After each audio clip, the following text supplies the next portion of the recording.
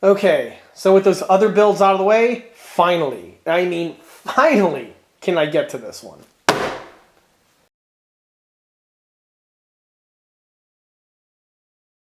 Hey everyone, this is John from EastCoastArmory.com, and I'm here today with a model showcase video for this 1/35th scale Tamiya M41 Walker Bulldog. The model in this video here is built for my own personal collection and is not for sale and or purchase. However, like I often mention in these build videos, I frequently take on commission build projects from models ranging between 1/35th scale and 1/6 scale. For availability and pricing information, that information would be best by contacting me through the email address listed below, which is info@eastcoastarmory.com. And I'm pretty sure this model here is going to be a sight for sore eyes for many of my subscribers because I have been teasing this project for a number of videos. And if you are not a subscriber, well, go ahead and take a few seconds to hit that little subscribe button right there in the corner. It doesn't take all that much work, and it really does a lot to help this channel, helping me bringing you excellent content like you're going to see here, or I hope it's going to be excellent, but you'll of course be the judge of that. As I was touching upon before, the model here is built predominantly out of the box. However, I went ahead and improved it in a few locations with the addition of some aftermarket parts. And I also, the biggest change I did to it was convert it from its static configuration to the original as designed by Mr. Tamiya himself, or his design staff himself, Motorized. So in this video, I'm going to not only be reviewing the base starter kit, but I'm also going to be showing how the model was converted to motorization, as well as talk about several of the other features and details that went into the build, bring it up to the way we see it here.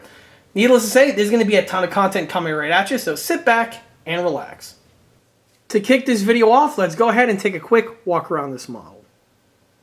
And this vehicle here is the M41 Walker Bulldog. The M41 was a light tank that was developed by the U.S. military in the years that came after World War II. However, the vehicle really didn't enter into production until after the Korean War timeframe in the 1950s. Although the M41 is a 1950s era tank, really the design and the need for this vehicle go back to the end of World War II. At this time, the light tank of the period was the M24 Chaffee. This, of course, replaced the M5 Stuart as being the de facto light tank of the U.S. military. The Chaffee was far better than the Stuart in terms of firepower, the suspension design, the engine. Basically, everything that can be improved upon with the Stu was done on the Chaffee. The Chaffee also followed the design that was going to be the new generation of American tanks, like you would see on the M26 Pershing.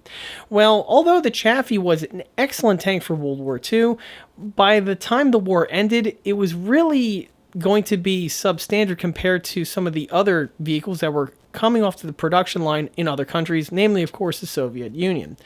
At this time, armor development was something that was really developing very quickly, and something that was good today was really going to become antiquated in a short period of time. And sadly, that's kind of what happened with the M24, specifically with the circumstances that the M24 encountered in Korea. The M24, specifically in the beginning portion of the war, really performed quite poorly against the Soviet T-34-85. The main 75mm armament was just not durable enough for dealing with the T-34, which led, of course, the U.S. military scrounging around any military depot for anything armed with a 76. Of course, the U.S. military were able to scrounge out enough 76mm Sherman tanks to send them to Korea, along with some Pershings, and they basically saved the Korean Peninsula as we know it. At the same time, however, while the Shermans were being scrounged up, there was obviously quite a pressing need to develop a new light tank, specifically something armed with a 76mm.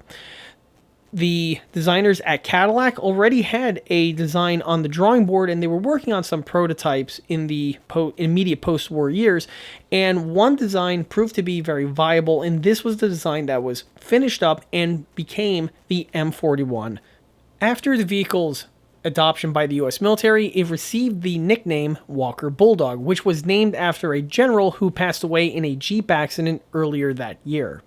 The Walker Bulldogs entered into production and were basically rushed into production. And by the time they were ready to be fielded in Korea, the fighting at that point ceased. So the vehicles, although technically made it to Korea, never officially ever saw combat, or at least that's what the records have shown. It is also known, though, that these initial production units, like with anything new and fresh off the production line, let alone rushed, did suffer pretty badly from engineering and mechanical problems. Of course, these teething issues were going to be sorted out as production eventually ramped up and the vehicles were going to be more finalized. The design of the M41 was really based on lessons learned from the earlier M24 Chaffee, but was also going to implement new design cues from several of the other new American tanks that were on the drawing board at that time, of course being the M47 and the M48. Some of the things that were retained, for instance, was the overall suspension design. That was very similar to what we saw on the M24. Also, the hull and turret composition on the use of a mosaic of rolled steel plate for some sections and other sections that were made out of cast steel. This was a manufacturing method that the U.S. really did implement quite well during the later portion of World War II and also during World War II on the Sherman, and was a technique that was perfected to a point where it really did speed up production times. Where the differences were going to come in with the M41 was, of course, the armament. This vehicle was designed from the ground up to house a 76mm main system. The vehicle was also going to utilize a single engine as opposed to the dual engines that were found on the M24 Chaffee. Obviously, the single engine really cuts down on the complexity of the system overall. The other thing that was present on the Bulldog that wasn't found on the Chaffee was the Chaffee had the older type system where you had an extra crew member for a bow MG. The Bulldog, that second crew slot was eliminated, and this was much along the lines of a single driver vehicle like we saw on the M48.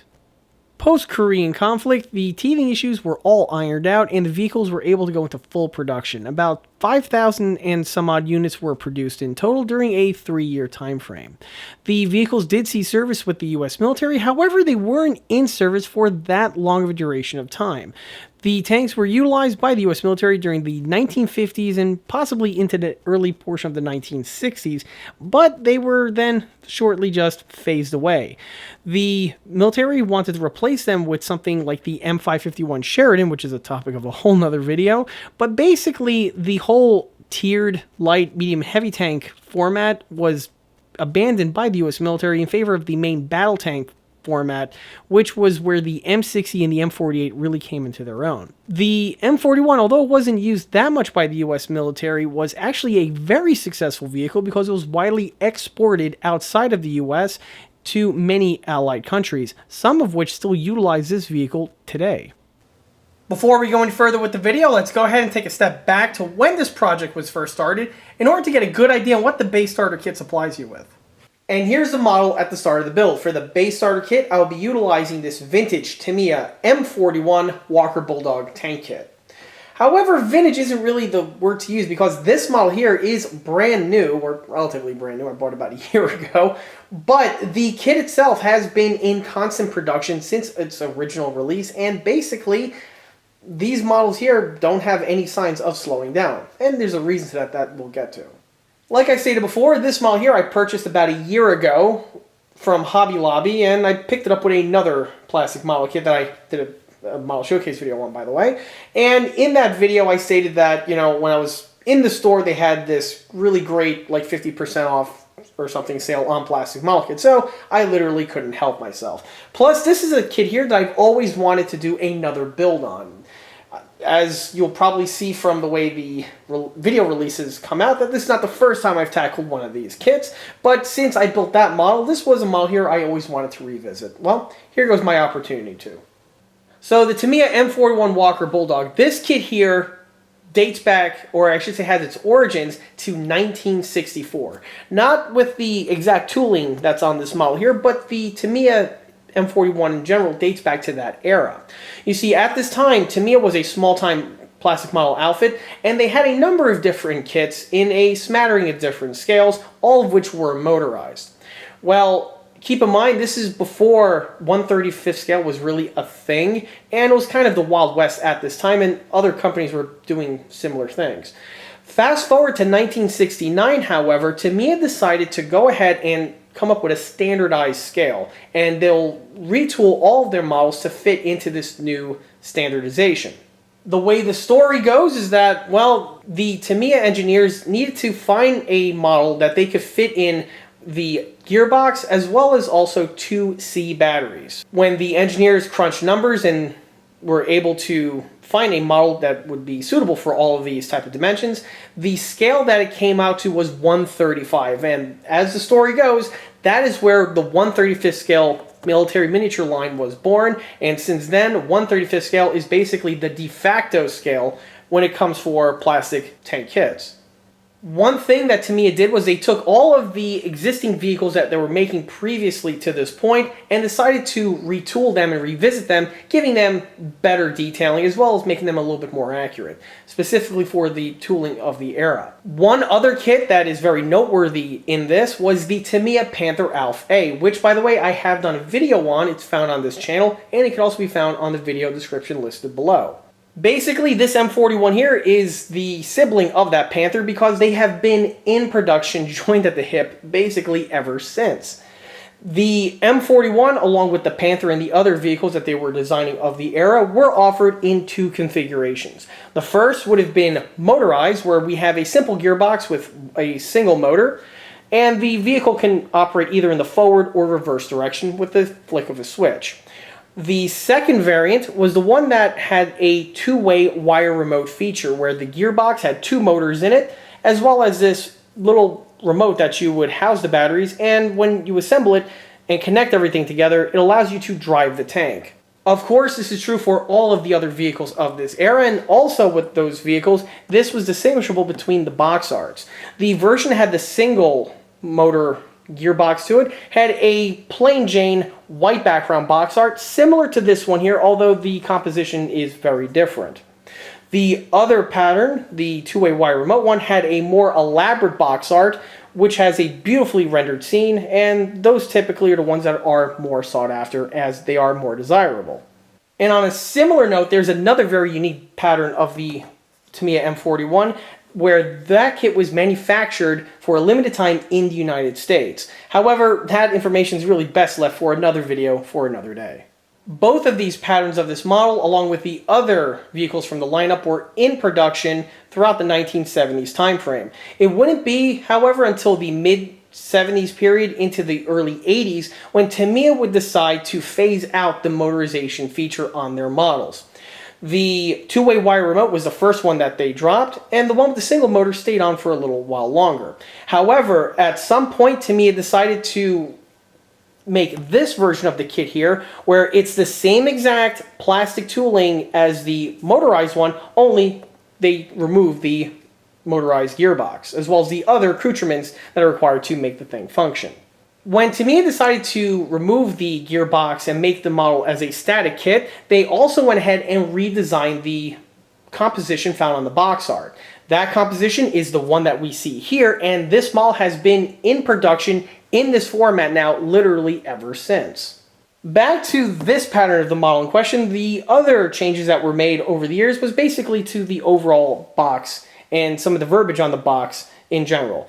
Things like the paper stock would change as the years went on to a thinner cardboard that we see on this one.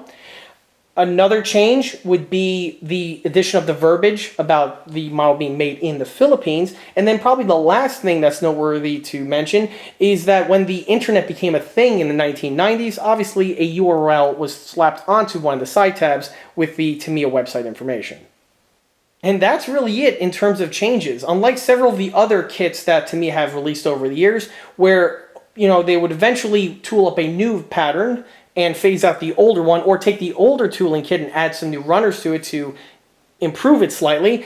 For the M41, that was just never the case. They just left it in this format and have been cranking them out ever since. And because of that, the availability of these kits is off the charts. You can find these things basically anywhere. And because so many have been produced and they're so easily found, the prices on them are extremely affordable. Originally, these kits would have been about $5 a piece, but, you know, obviously inflation is a thing, and these days you could snag one, like I did here from Hobby Lobby, for about 17 bucks. But mind you, that's at full retail. That's not including the sales on plastic model kits that they routinely have. And with the combination of availability and cost, it basically future-proofed this kit and kept it as relevant today as it was back when Tamiya first tooled it up. I mean, Tamiya has basically fully paid off the mold for this kit here many decades ago. So at this point here, they're basically just pure profit for them to produce, and obviously there's a demand for them because they keep producing them. Probably one of the things that kept this kit around for as long as it has is with the, well, the availability and the cost again.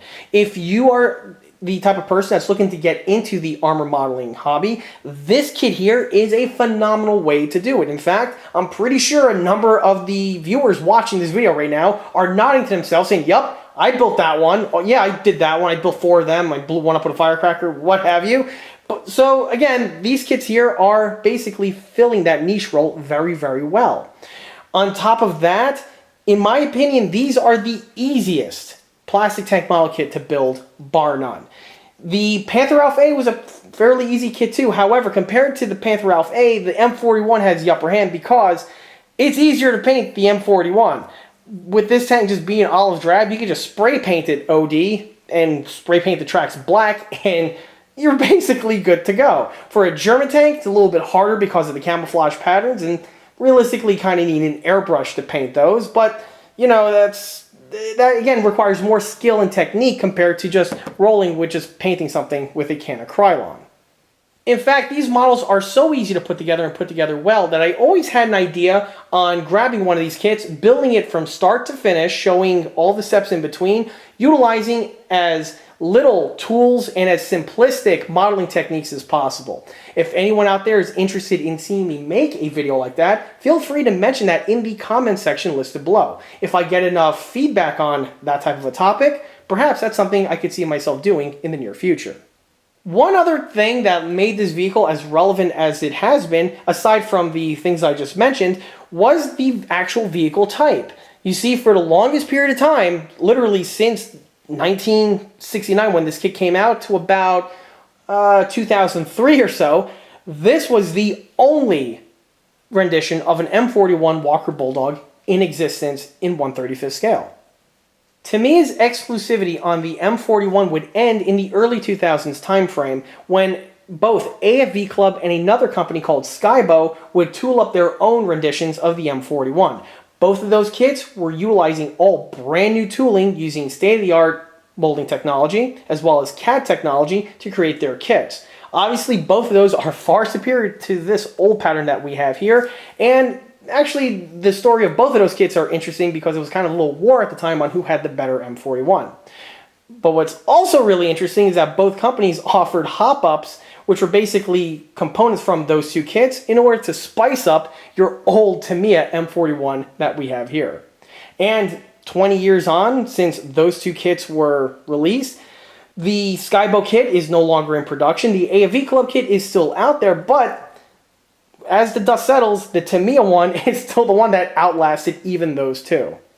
So with that long introduction out of the way, let's finally go ahead and review this legendary kit. Starting with the model's box art and graphic design, just like with the other Tamiya kits from the modern era, this model here is no different, where we have a very nicely rendered illustration of the M41 placed behind this plain white background.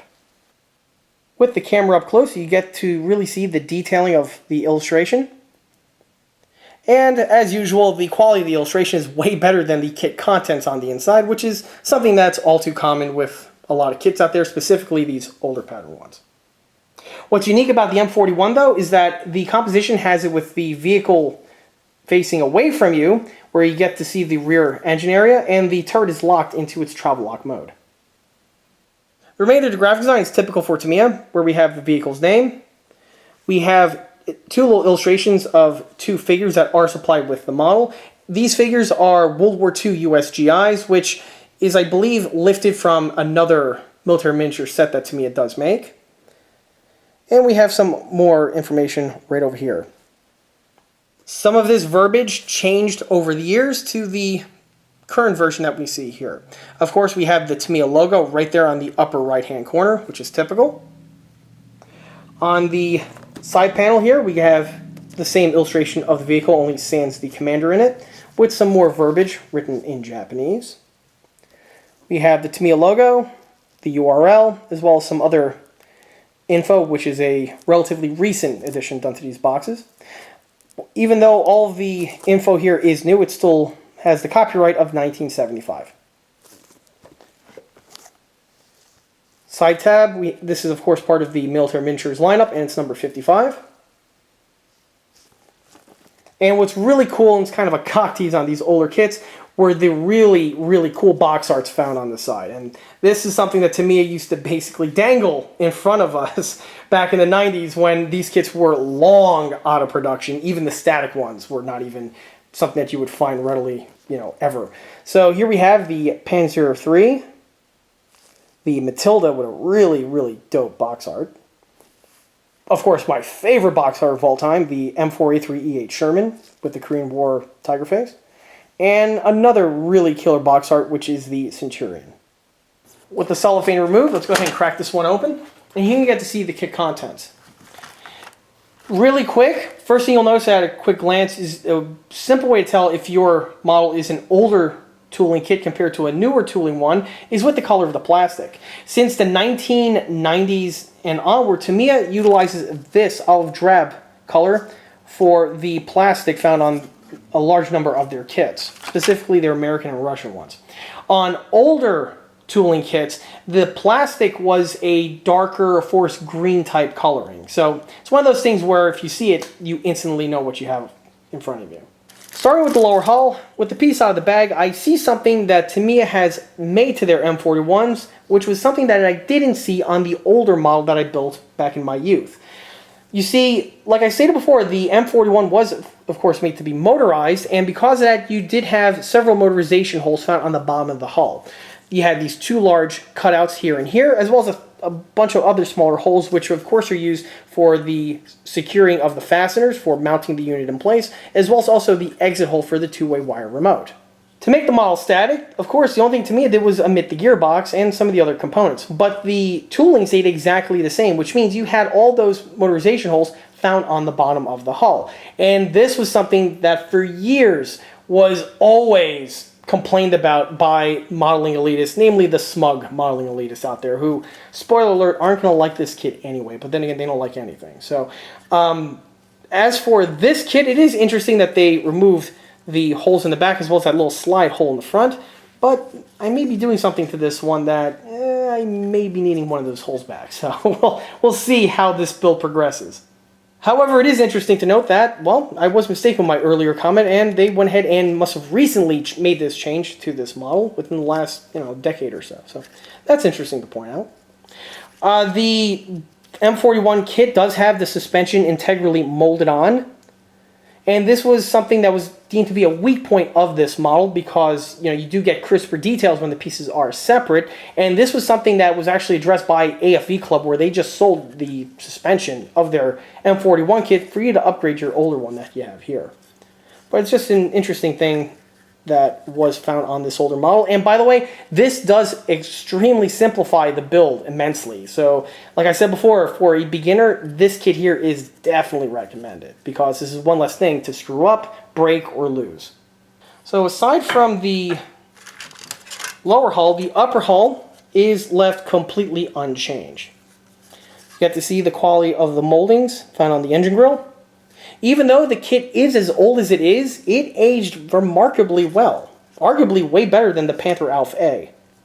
And again, it's another reason why this kit here was relevant, and it's arguably still relevant today as it was back in 1970. Of course, there are some aspects where the model is showing its age. Like, for instance, with the periscopes over here, there are no inserts or any other type of details to mention. The exhaust manifolds are integrally molded to the top deck, and this does simplify the detailing a little bit. And the bottom portions here of the fenders are cavernous. So again, those are some of the traits of the time where this kit was designed. But again, all in all, it's still something that aged very well. Jumping to the turret, and really nothing much to talk about. The turret is a pretty solid piece. The size looks good. The dimensions look good. It has some really nice crisp details molded in with little footman loops found on the sides, as well as the weld beads present on the appropriate locations. And again, I can't stress this enough. This tooling here dates back to 1969. I mean, we compare that to some of the other kits from the era, and this one here, you know, it stacks up quite well. The loader's hatch is integrally molded solid to the roof. This is something that is generally not seen on contemporary kits, but, you know, in the grand scheme of things, it's not bad at all. The tin work is very nicely rendered with its rigidity strips, as well as that X cramp found right here.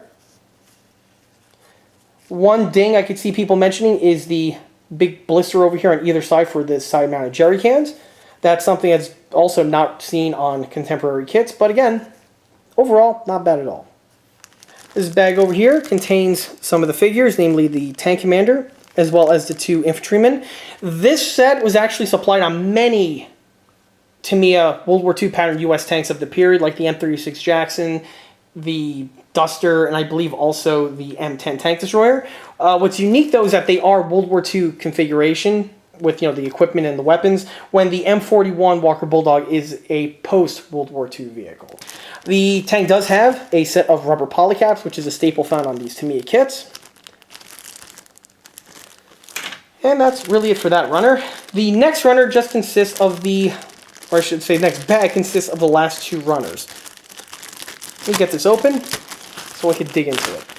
This runner here is the running gear, and it consists of all the components needed to get this model up on its feet, which would include the front idlers, the main row wheels, the sprockets, as well as the rollers. The pieces are very nicely rendered, considering, again, the age of the tooling. On the main row wheels here, you get to see the fastener details on both the rims as well as also on the hubs. The stamped sheet metal appearance of the rims are present, and what's very nice is that the rubber tire has a nice standoff from the rim, which is what you would find on the real vehicle. On the inside portion of the wheel, however, or I should say on the back end, there is no detailing present, which is something that you would find on modern contemporary kits, but again, keep in mind this is 1969. The sprockets have the overall look and shape of the M41 sprocket. Of course, the inner ones have that little hexagonal molding in them, which would have originally been used for engagement of the gearbox, but it's not the case anymore. Probably the weakest part on the suspension, or I should say on the running gear, is with the front idler. The front idlers on the M41 were unique because they were stamped from sheet metal, and then on the edge here you had a row of ovals, which act as mud slits. These are not present on the old school tooling here, as trying to mold something like this with this technology was not really doable at that time. This is something that you would see on more contemporary kits, like for instance the one from Skyboat or AFV Club, but for the old school Tamiya one here, that's not the case. Also, it's impossible to really add those details to these pieces here just because with the way they're molded, with the thicknesses involved. Honestly, for this one here, I'm just going to leave it stock. I'm not going to mess with it, but if you really have to have this be correct, you could either get the AFV Club wheel accessory set that I touched upon before, or I believe perhaps someone on Shapeways may have produced this. That's a drop-in install. Don't know offhand, but it is something to look into. Up here we have the little tab. Like I said before, when they moved the production to the Philippines, they deleted portions on these runners. In this large oval here would have said Tamiya Plastic Model Company, and over here would have said Made in Japan, and of course the date of manufacture. But when they went to the Philippines, they just milled out that material outright. On the return rollers, you can see that the return rollers are a 2-piece assembly, which is nice. But unlike vehicles like the M60, where the hubcap was a separate molded piece, on the M41 here, the wheel is integrally molded to the hubcap, so the face wheel does not rotate. And on the opposite side here of the runner, we have the 2 motorization hole blocks, which is interesting to note because Tamiya, even when the vehicles were designed to be motorized, they still went ahead and gave you these as an option in case you just want to build the model as a static piece. Which, when it came time to create the models exclusively as static, they didn't have to do really any sort of retooling. Again, they just omitted the gearbox and off you go. The last runner consists of the remainder of the details. So here we have the 76mm gun. It's a 2 half-barrel assembly, which again is typical for these plastic model kits, even the contemporary ones. The detailing on the bore evacuator and the muzzle brake look to be pretty good. We have here 2 MP65 antenna bases, which is a perfect choice for use on this build. We have an M2 HB 50 caliber machine gun. This arguably is probably one of the weaker aspects of the model and is something that I would recommend changing out if you want a more accurate piece. We have here the front hatch, spare track. The tools are, again, another aspect that where the kit shows its age. This is something that you would generally see on older tooling kits, which clearly this is. All of the tools and straps are integrally molded to this AFV tool tray, which is found on a lot of post-World War II American vehicles. The travel lock is rendered in the open position like we saw in the box art.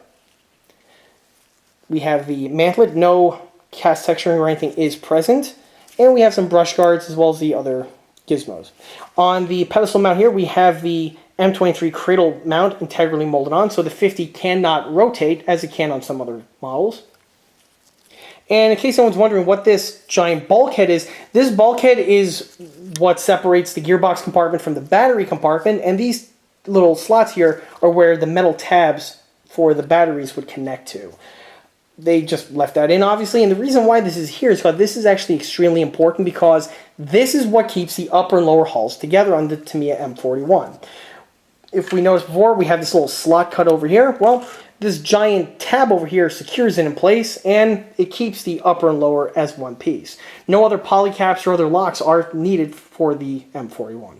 Moving down takes to the decal sheet, and as you can see, you can render this vehicle in a couple different variants, from the US Army to the JG SDF, which did use the M41 to great extent in the 1950s timeframe. The decals themselves are your typical Tamiya blue paper water slide decals, and from what I've seen in the past, these should not give me any problems. Also, one thing to mention, on the older pattern kits, the decal paper was actually white, so that in combination with the color plastic is a good indicator on the age of your model. Bottom of the box takes us to the single piece vinyl tracks. Of course, that's the pattern tracks this kit has. And this is arguably another aspect of the kit that does show its age. The tracks are typical for several other Tamiya kits of the era where we have some decent face pattern detailing, but the insides are void of any sort of the hinge or other details that would be found. This is another thing that AFV Club would remedy when they designed their own kit in the early 2000s, where they actually had a replacement set of single-piece vinyl tracks that were more accurate compared to the old-school Tamiya ones. Outside of the single-piece tracks, I believe there's also a set of workable tracks out there from a number of manufacturers. For this model, however, I'm just going to roll with the single-piece and call it a day. Moving on, we have a nice little tech tip list, just, handy stuff to know about when building plastic models. This is something that's actually relatively new. I've encountered this on another Tamiya kit that's a newly manufactured one, so that's actually nice that they do that. Again, Tamiya was always good with their showmanship on their kits. On the very bottom of the box, we have here not one, but two sets of instructions. It's the exact same instructions, and this is another quirk found on these older pattern Tamiya kits, where they have one instruction sheet exclusively in Japanese and the other one is in English. Why didn't they ever consolidate this and save paper? Who knows? But this is something that has been a trait on many of these older pattern Tamiya kits that are still in production. What's cool about Tamiya instructions is that, again, showmanship. I mean, they have some excellent illustrations here of the various vehicles in question, and it really ties you in to read the brief history, which, by the way, I did when I was a kid, and it's kind of the way I know a lot of the stuff that I know today. On the inside flap here, again, this is something that's generally found on the older Tamiya instructions, where we have pictures of the real vehicle. Obviously, this one here is, I believe, the vehicle that they actually used to create the kit that we have in front of us. That's from the U.S. Army Tech Manual. We have here the Sheridan. And then, after all the showmanship here, we have the actual instructions themselves. I'm pretty sure this kit is not going to have any sort of problems with the instructions, but as I usually say, if there is something, I will gladly let you know. One thing I always found interesting was, on this older pattern kit here, in order to get the canvas tarpaulin, they actually they show you how to do it, and it is using some wacky techniques in order to scratch build one. But again, this is just stuff that you don't really see anymore. As a side note, if you do want to build your model with the tarpaulin in place, AFV Club released their rubber mantlet tarpaulin from their kit as a standalone piece, so you could again upgrade your older Tamiya model. And by the way, this one here was in the Tamiya catalog back in the day, and this one is motorized. So On the rear portion, we just have, just some illustrations of the various markings to use.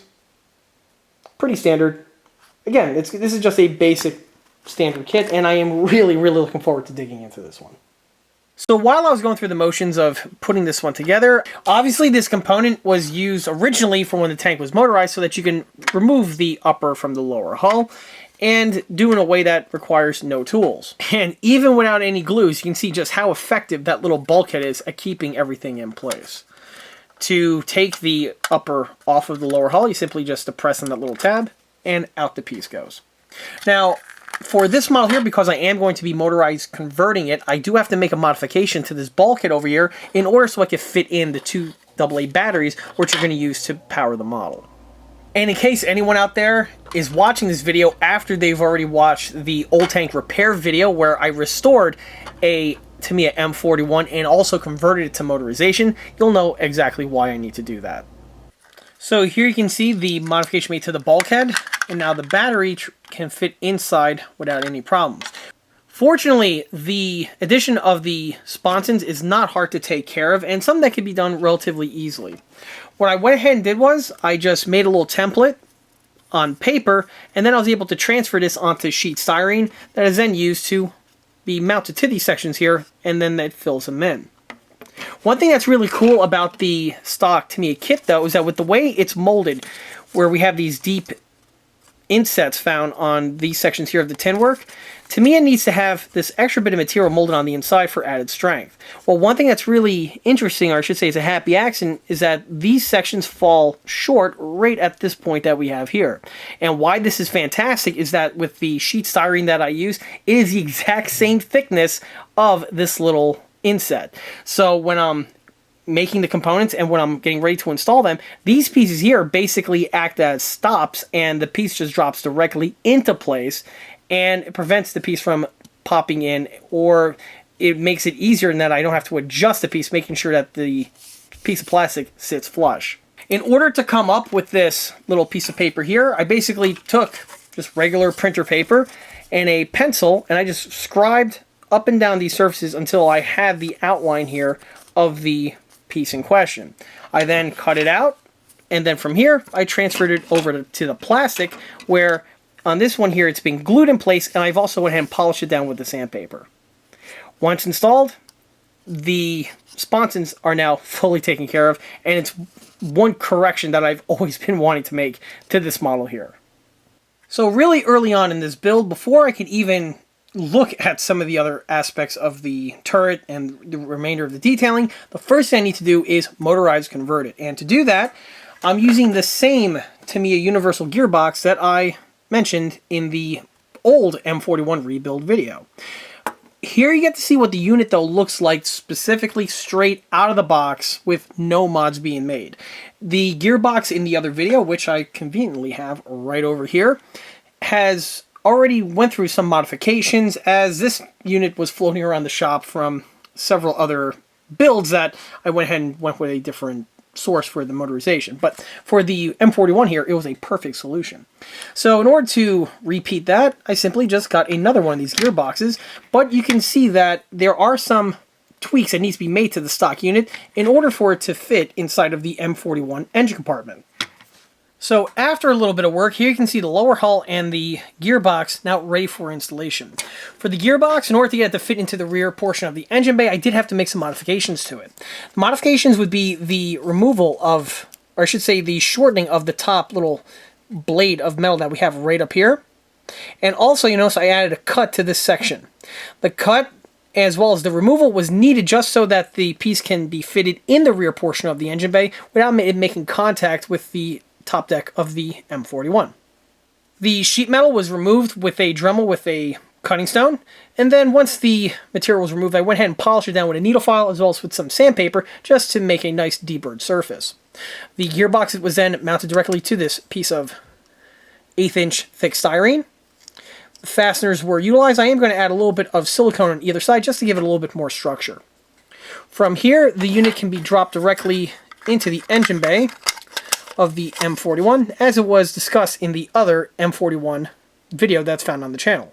Although, like I briefly touched upon in the other video, in order to get the piece to fit in fully, specifically to the location where the axle would be found on the static counterpart, I needed to go ahead and remove a little bit of material right here off of the rear wall. This cut was done with a Dremel with a high-speed removal bit, and I just went ahead and went up and down these sections over here until the necessary material was removed, so that it allows clearance for the gear to rotate without making contact or striking any portion of the rear plate.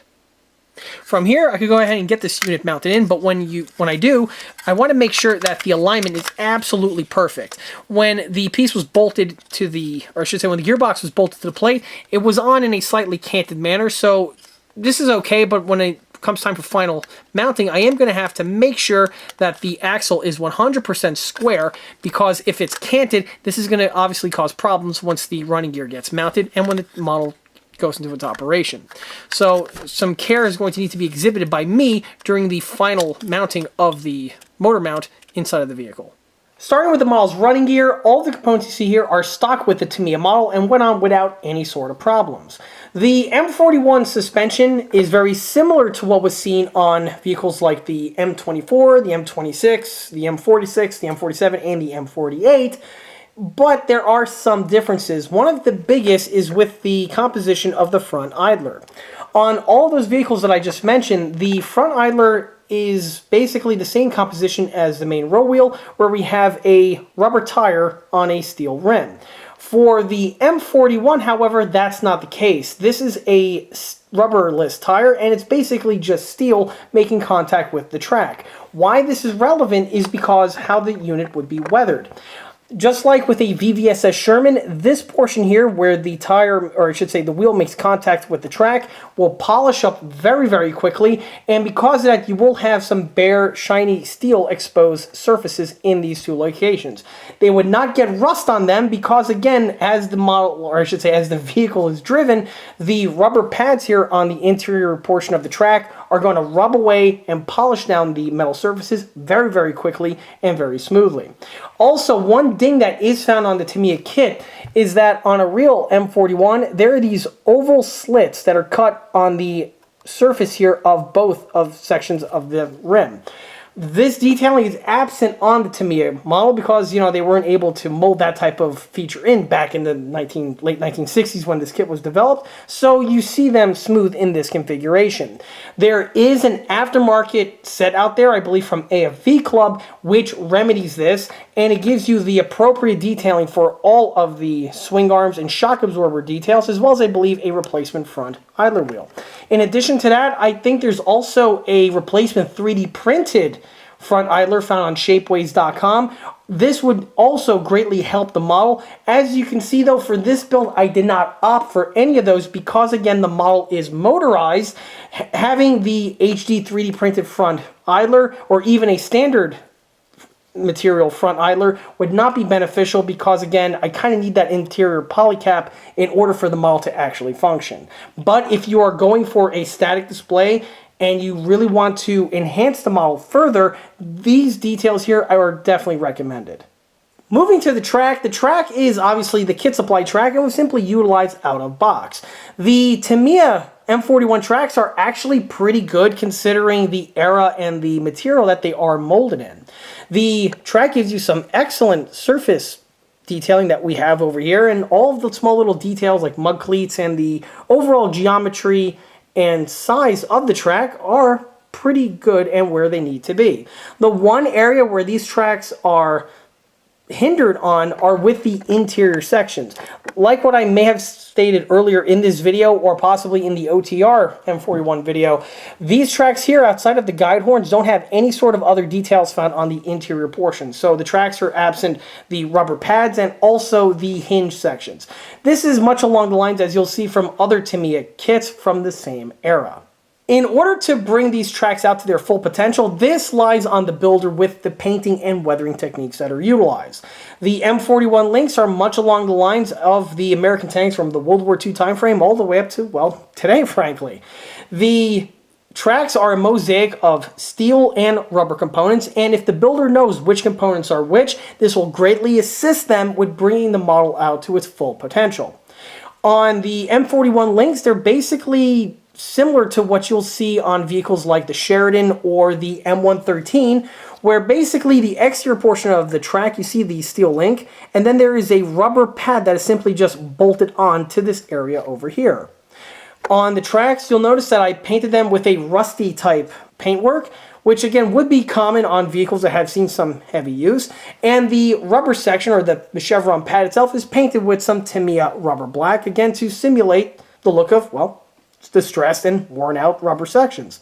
On the interior section, just like again on the Pattons and on the M109 and the M113, you will have a rubber pad bolted directly to the center portion here of the track where the rubber tires will roll on. So when you're weathering these tracks, basically you want to weather it in this type of configuration where we have the side sections where the guide horn, or I should say the sprocket tooth sections are in steel, and the middle portions would indeed be painted in rubber.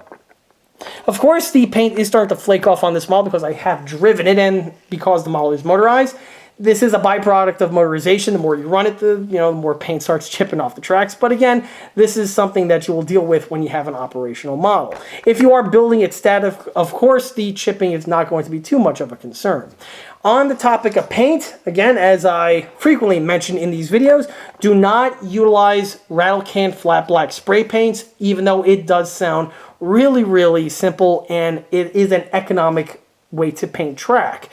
The problem is, lately, or again, depends on the luck of the draw, a lot of times the formulas in the spray paints will have a negative reaction with the rubber used on these tracks, and if that happens, the tracks can be damaged either in the short or long term, and the last thing you need are your tracks to just brittle up and Thanos snap into oblivion. For these tracks here, I painted them in my usual format with Tamiya flat black that is airbrushed over for the use of a base or a primer, and then the weathering and the rubber colors are added afterwards, giving you the effect that we have here. By painting the tracks in this configuration, this is the best way I found to future-proof the tracks and to prevent them from decaying over the years that are to come. From the suspension takes to the front detailing, there's nothing really much going on over here. All the details you see here are stock out of the box, specifically in comparison to the OTR build where I had to reconstruct everything and fabricate new brush cards. For this one here, that's not the case, and the stock brush cards were utilized. The headlights, of course, are the kit ones, and the way they are painted is as per a real M41, and if anyone is curious, the two on the outer extremities are white light, while the other two are the blackout lights, and they are simply painted as such. Also on the front here, we could see the tool rack, and this is something that probably is one of the components that arguably aged the most on the old school Tamiya M41 model. On newer edition kits, this here consists of a rack with separate components that get mounted in place, but on the older one here, it was just one single tooling. This does make the piece easily assembled, of course, just drops right in. However, it has the adverse effect of making it quite difficult to paint. This is the type of thing where the paints need to be the exact correct consistency, and also the thickness needs to be where they need to be. Otherwise, this is the type of thing where if you go to apply the paint via a very small paintbrush, it'll have the habit of just running all over the place on you, and if that happens, you're pretty much screwed. So the paint consistency is going to be something that the builder really needs to pay attention to in order to fully paint the component, bring it up again to its full potential. On the model over here, on the wooden handles, I went ahead and painted them olive drab, which again is something that would be seen on US AMV tool handles from this era. Also, with a vehicle of this vintage, you can get away with either painting the handles in the olive drab or olive green format, like I did here, or you can also paint them with replicating wood. It all depends on the type of build that the builder, or whichever type of pattern the builder prefers. Also, while on this area over here, I want to mention that the webbing straps, which are used to keep and strap the tools in place, are again integrally molded in, and they are fairly decently molded, again, considering the age of the tooling. The only thing the builder really needs to do to highlight these pieces is to properly paint them. Again, for this one here, I went with an Tamiya olive green for the webbing color, because again, this is something that would be seen on US military nylon or canvas type straps of the era. But again, just like with the tools, with a vehicle of this vintage, you can also get away with painting them in a khaki type coloring. On a similar note, on the opposite side here, we have a set of spare track links. The links are pretty well detailed out of the box. They actually do have the rubber pad sections integrally molded in, and unlike the track, they actually have a little hinge section that is present as well. Just like with the track, I weathered it in the exact same format. The sections that are metal are painted and weathered as such, and the components that are rubber are again painted with their appropriate coloring. The straps, of course, would be the color of the tank, and with a few quick swipes of the right colors, the piece will really look good and will blend in with the remainder of the detailing on the model. One last thing I want to mention before I depart from the front involves the driver's hatch. You see, the driver's hatch on the Tamiya M41 is actually designed to be fully functional. And this was something that I also have on my OTR M41, but I neglected to talk about it in the video. To make the hatch functional, basically what you do is with a soldering iron, you melt just a small little section of the stem on the opposite end of this piece after it's mounted in place. This would have the effect of mushrooming the one end so that the piece is able to open up and swivel out of the way, but not fall out. This type of feature is found on many of the older Tamiya kits, and typically it's used in this type of a format. Admittedly, it's arguably a useless bit of detailing, but it's one that I like to, incorporate on my builds, because it's one of those why not type things. As you can see, once the piece is completed, it can open up and swivel out of the way as it would on the real unit, and to put it back where it needs to go, it just lines up into its sweet spot and just pushes right in. Also, just like I did on the other one, the molded in handle was deleted and a wire handle was fabricated out of a small little length of floor wire that was secured in place by drilling 2 tiny holes into the hatch into its corresponding location with a pin vise. Of course, this technique was utilized on many other areas on this build, and it's always one that greatly enhances not just this model, but any plastic 1/35 scale or larger tank model on the market. Moving to the rear area here, nothing much to talk about. All the components you see here are stock with the Tamiya kit.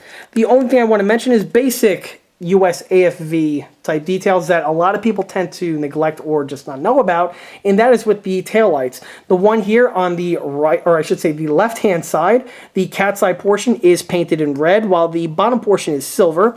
And again, this is basically true for all American tanks, while the one on the opposite side is a blackout light, so the cat's eye is painted in black, but the rectangle section is still painted in silver.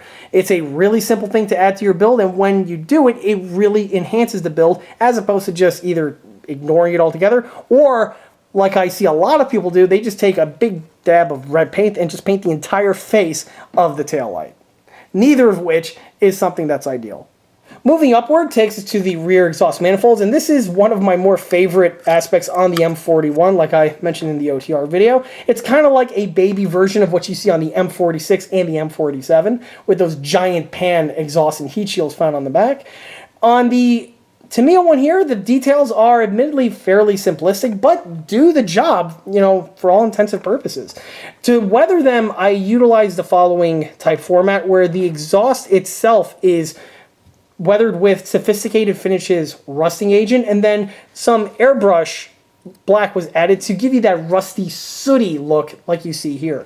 The heat shields, because they are not making direct contact with the exhausts themselves, would not be nearly as rusty, but after a while the radiant heat would cause the paint to burn off and also would cause the units to start rusting, and because of that, the rust is not going to be nearly as severe as the exhausts themselves, but you can still see that there is some rust forming here.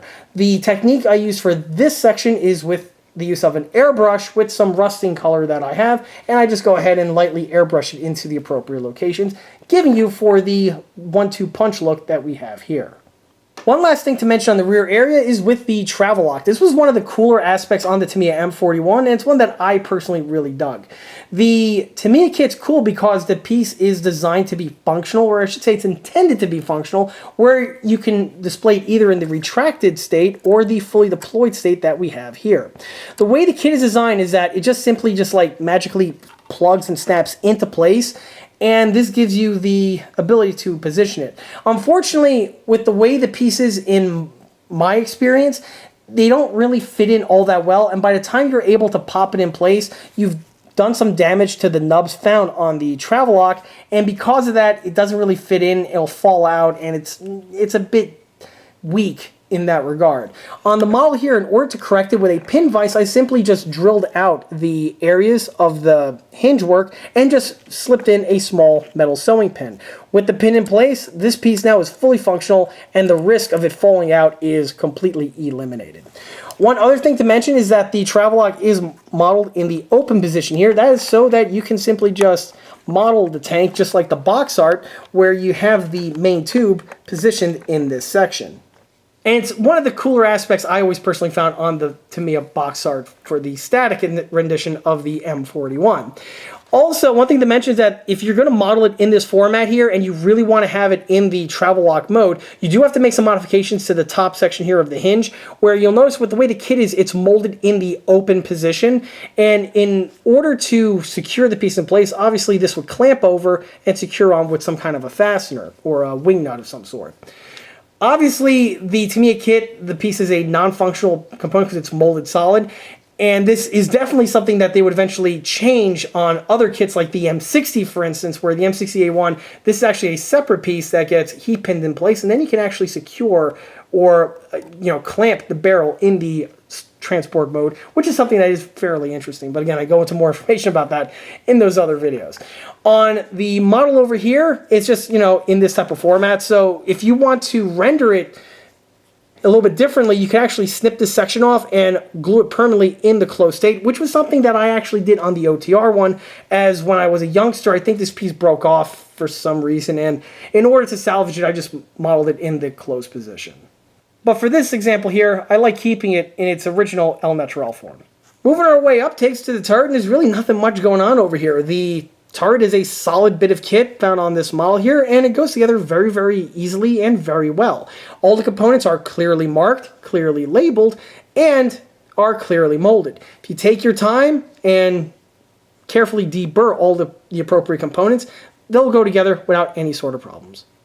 Moving along topside takes to the antenna bases, and these are the kit-supplied MP65s. And the MP65s that are supplied with the old school Tamiya Bulldog kit are, simply put, outstanding. They are excellent, which is, again, most impressive considering the age of the tooling. This thing was tooled up in 1969, and here we are in 2022, and these pieces are, quite simply put, some of the best MP65s I've seen on kits in a very long time.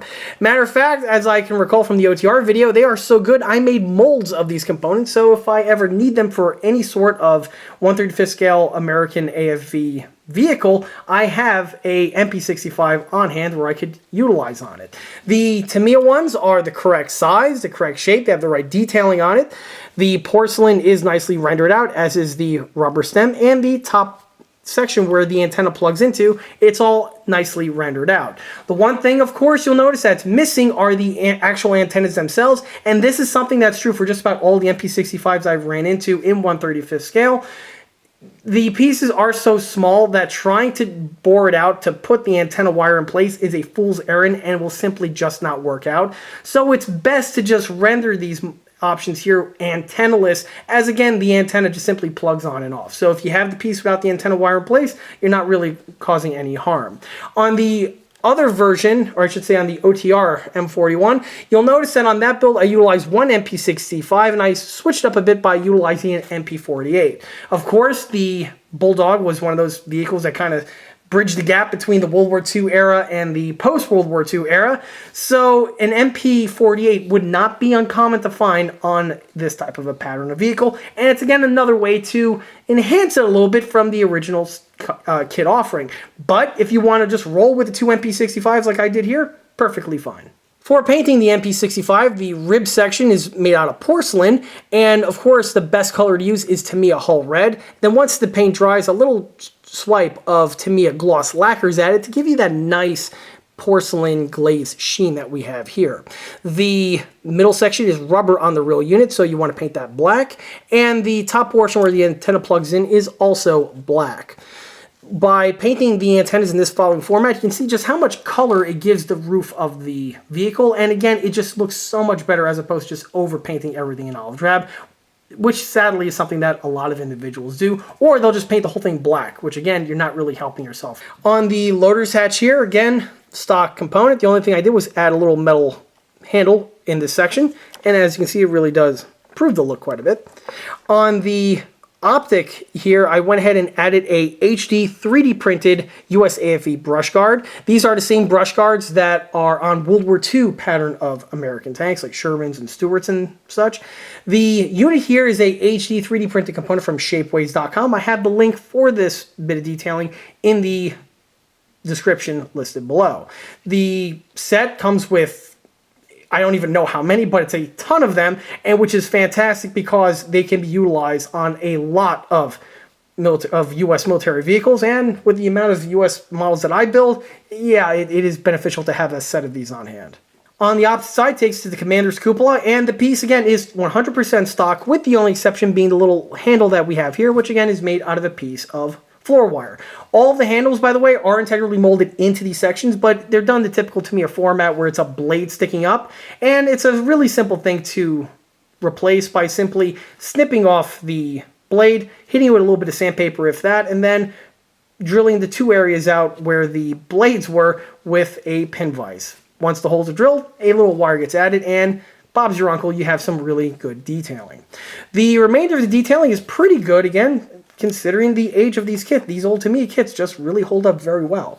The other cool thing about the Tamiya kit is that the Commander's cupola hatch is fully functional, which of course on this model is really handy because that's where the power switch is in order to get this model operational, which I'll be doing as the video goes on.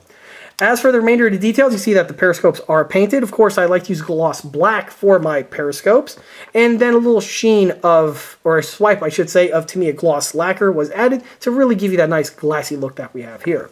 Same is also true, by the way, for the two optics on the remainder of the turret.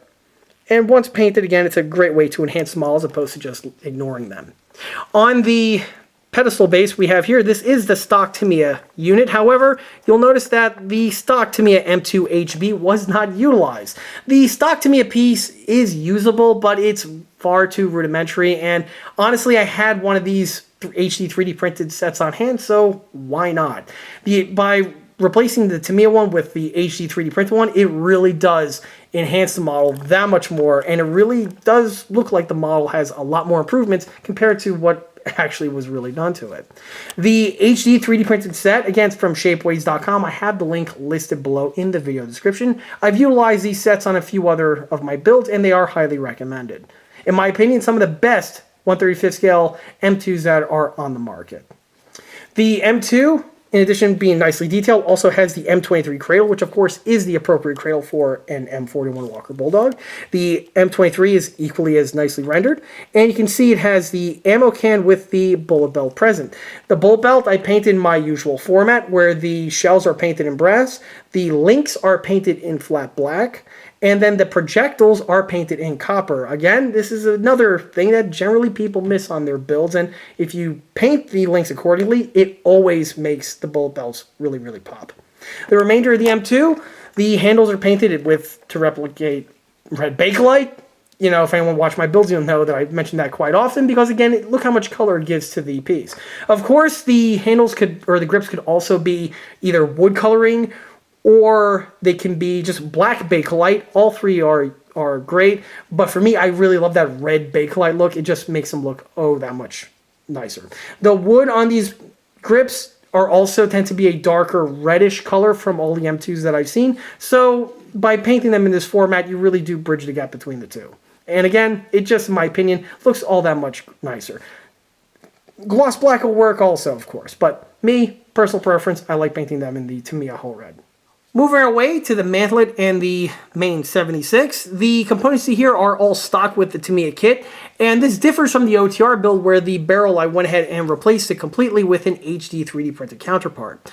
Of course, I had reasons to do that, which I go over in that video. However, for this one here, you see what the stock barrel looks like once fully assembled. Of course, just like with many models, the barrel is a two-piece assembly, which means you will have a center seam to contend with, but the seam is really easily addressed with the same type of techniques that I usually mention in all these videos. Basically, just a little bit of super glue and some sandpaper was all that was required in order to polish it away to the configuration that we have here. Once everything is polished down, you can see that the kit supplied barrel does the job quite well. Of course, the HD 3D printed one is superior because it does have several details that are absent on the original tooling for the 76, but having said that, the stock one is more than viable for the job. Moving to the paint and the markings, the paint work that you see here is quite standard as I've used on many post-World War II American tanks. As I often mention, post-World War II, the U.S. Army started going with a darker shade of olive drab compared to what was seen on vehicles during the World War II era. Of course, the shades would get darker and darker as the 50s rolled on to the 60s and into the 70s, but for the model here, I utilized my usual post-World War II US AFE mixes.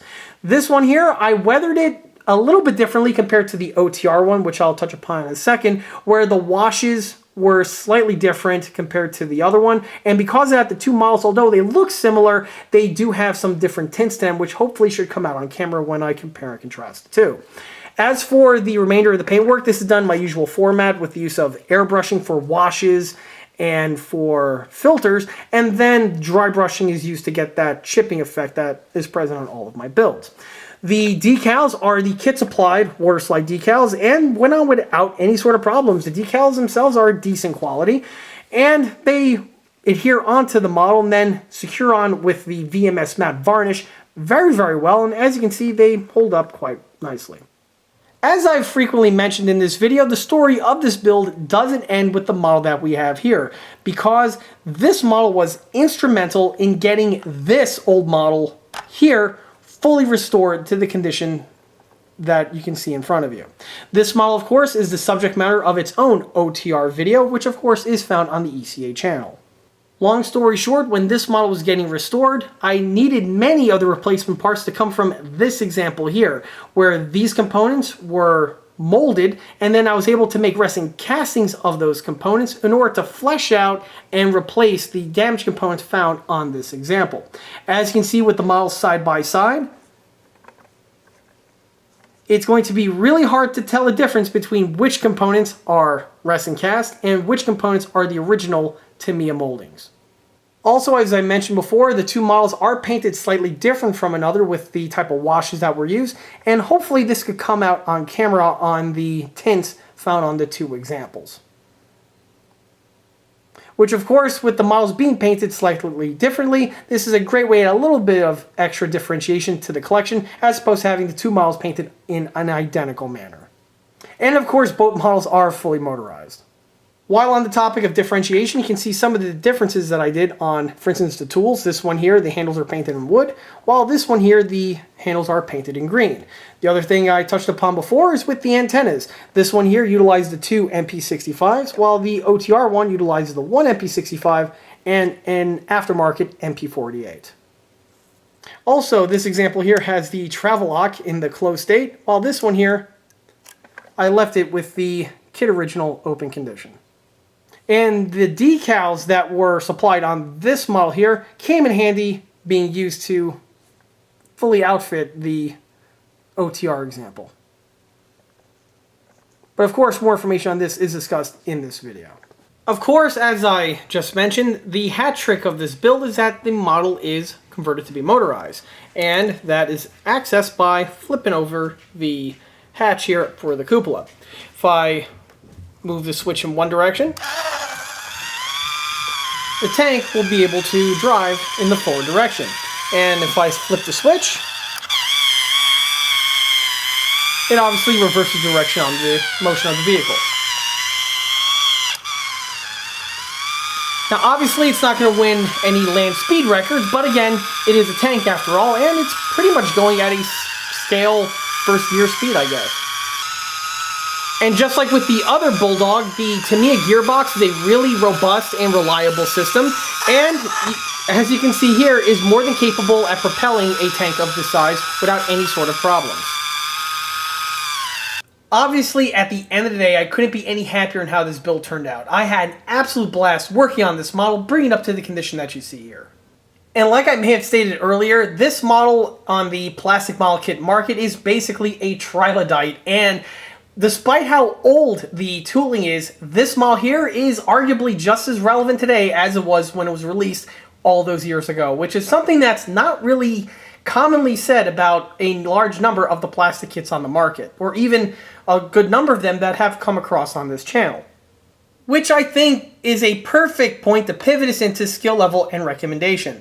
Like I may have stated earlier, this is by far probably the easiest plastic tank kit on the market to build. And this kit here can be built by basically everybody, from the beginner to the advanced to the intermediate, to the person who's never even looked at a plastic model kit before, to a guy that has about 400 of them sitting in his collection. This kit here can be built by basically anybody, which is absolutely fantastic, because how many times have I done these videos and I say, no, this is for advanced or it's for an intermediate. Not this one here. This one's the one exception. Basically, just about anyone with a pulse can put one of these together. One of the reasons why, in my opinion, this is probably the easiest plastic tank kit to build out there has to do with more than just the quality of the details themselves, which on their own are extremely easy and simple to build. But the one thing that this kit has that other builds don't is with painting. You see, there are some other tank kits out there that are really easily built, like for instance the Tamiya Panther ausf.A. And this one here is easier to build. First, you don't have to deal with interwoven wheels, which right there cuts down on the complexity. But the second has to do with the painting. On the Panther, you can't just paint it either gray or with some kind of really easily applied paint, like a spray paint, for instance. The Panther, it kind of lends itself for needing a camouflage pattern, which means you're going to need to have an airbrush. Yes, you can try to hand paint it, and you're going to have hand painted results, which might not necessarily be all that great. The Bulldog, on the other hand, because it's just basically olive drab, you can get away with just spray painting it with a can of Krylon olive drab, putting the markings on, and it's going to turn out pretty well. It is because of this attribute here that's not really shared with many of the other affordable kits on the market. Yes, there are some other kits that you could technically do that too with, like some examples of the Sherman or the Monogram M48A2, for instance, but this one here is not only cheaper, but it's also simpler in parts number compared to those other models that I already mentioned.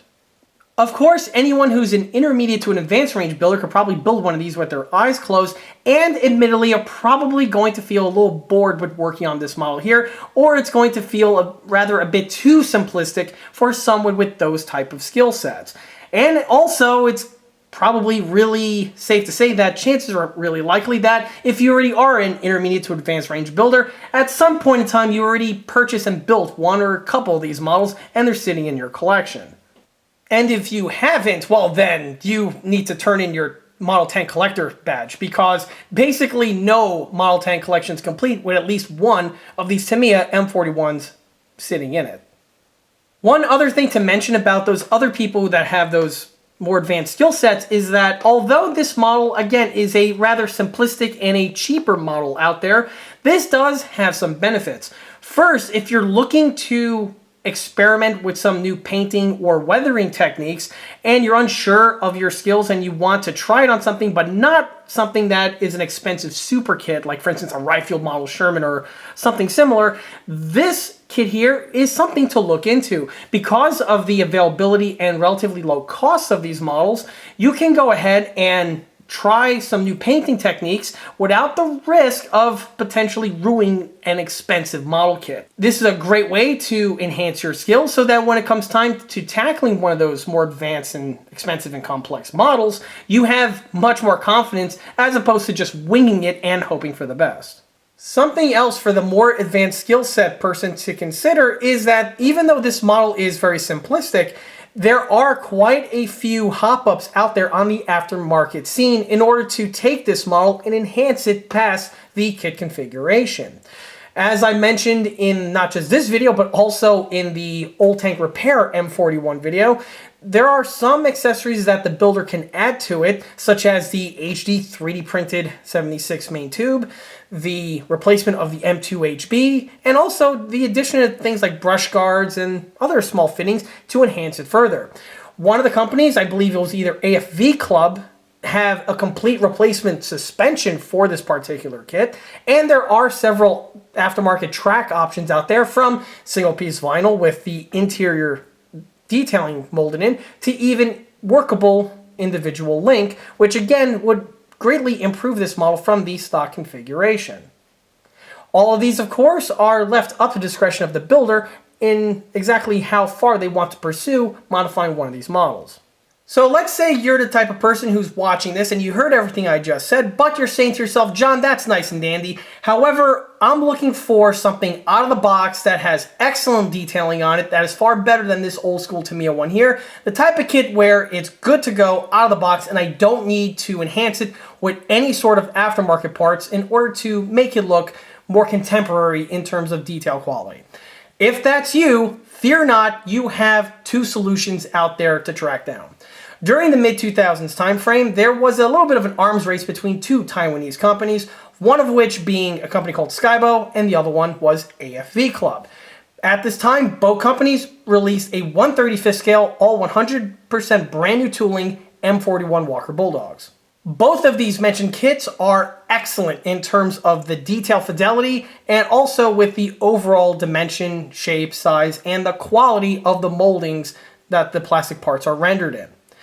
These kits can still be found today on the market, although the Skybo one is no longer in production because they were bought out by AFV Club, spoiler alert, but again, this is something really more or less to talk about for another video for another day. However, I will say that if you're looking for an option for M41 Walker Bulldog that's not the old school Tamiya one here, the AFV Club or the Skybo one are the way to go. Back to the model that we have here, one really cool attribute that these older school Tamiya kits have that aren't found on their newer tooling counterparts is the ability to be converted from static display to operational.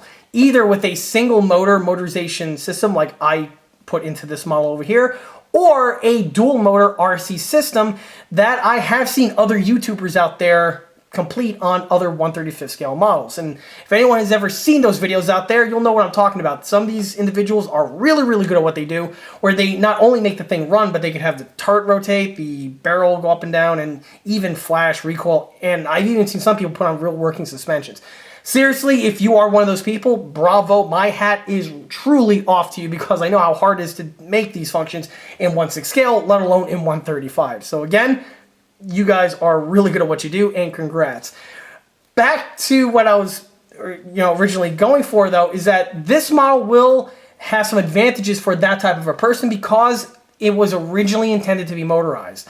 Because of that, the engineering on this model is designed to come apart without any sort of seams, which is great for anyone who needs to work on one of these models or even just make them RC. But also, it has other attributes like the hex drive system molded into the sprockets, along with the interior bulkheads and the motor mounts. All of those systems are there and are present and are just waiting for someone who is clever enough to adapt it to fit their functional needs.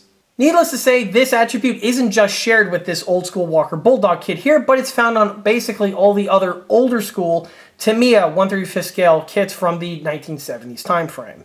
Many of which, of course, I've done model showcase videos on and can be found on this channel. And while I'm on a roll talking about recommendations, this kit here is obviously recommended for anyone who's an avid fan of post-World War II American tanks, Cold War era armor, or just US tanks in general. The M41 Walker Bulldog is a very interesting and noteworthy tank in American history, and this one here would be able to fit very nicely and comfortably into any of those collections. Also, this is not the only M41 kit on the market. There's at least 3 others, 2 of which are more modern tooling kits, and the other one is another vintage kit from an older company, which is probably going to be the subject matter of another video, but the Tamiya one here is a nice addition to have in that collection, and it's a great way to round off a collection like that. If you're the type of person that also has vehicles like the M47, the M48, or the M551 Sheridan, the M41 here will easily fit into that nice little cluster of vehicles without batting an eye. Another person who I'd recommend this kit to would be anyone who is a fan of building and collecting old vintage Tamiya kits or just vintage tank kits in general. Just like I mentioned with the Panther ausf.A, there are some people out there that like to build and collect these older kits, and the problem is many of these older tooling kits are no longer in production, and because of that are rare or have a bit of collector value to them, which means you're going to be paying extra money. The Tamiya M41 here is low-hanging fruit because the model is still basically in production from Tamiya. They have been on the market essentially since initial release, and because of that, the numbers produced are very massive, and the availability is going to be equally as accessible. Both of these will be contributing to the models being had for really affordable prices. Because of that, you can get your old school Tamiya kit for a fraction of the cost compared to some of the other vintage Tamiya kits that I've already built and mentioned on this channel. Also, like I mentioned with the Panther ausf.A, another person who I would recommend this kit to would be anyone who's an older individual who used to build models in their youth and are looking to re-enter into the hobby. If that's you, the Tamiya M41 here is an ideal kit to start with. These models, again, are super available, and because of that, are very affordable. The models themselves build up very easily, so you get to dust off many of your older techniques and possibly learn some new techniques along the way. And it's a great welcome mat back into the hobby overall. After you build this one here, you may get the urge to, try something a little bit more challenging, but by the time you reach one of those kits, you've already basically dusted off many of your skill sets and would be better able to tackle one of those more challenging kits and possibly make less mistakes. On a similar note, if you're a person who is not a model tank fan, but are someone who likes to work in other subject matters like cars or planes or ships or whatever, and you're looking to, stretch your legs out a little bit and try the armor modeling hobby, this kit here, again, is a perfect welcome mat for that type of individual for the same reasons I basically just mentioned. And with that, that wraps up this model showcase video for this 1/35th scale Tamiya M41 Walker Bulldog. If you like this video, be sure to subscribe to this channel, where it's a great way to keep up to date on new posted content, being small scale model showcase videos like this one over here, or the other larger scale project update videos that frequently get posted to this channel. Another way to keep in loop of new posted content is by liking us on Facebook. There I have more photographs of this particular build, along with the other smaller and larger scale builds that have been showcased and published on this channel in the past. Furthermore, don't forget to swing by eastcoastarmory.com for more 1/6 and 1/16 scale builds and detail components. Thanks again, and I'll be looking for you all again on the next one. Take care.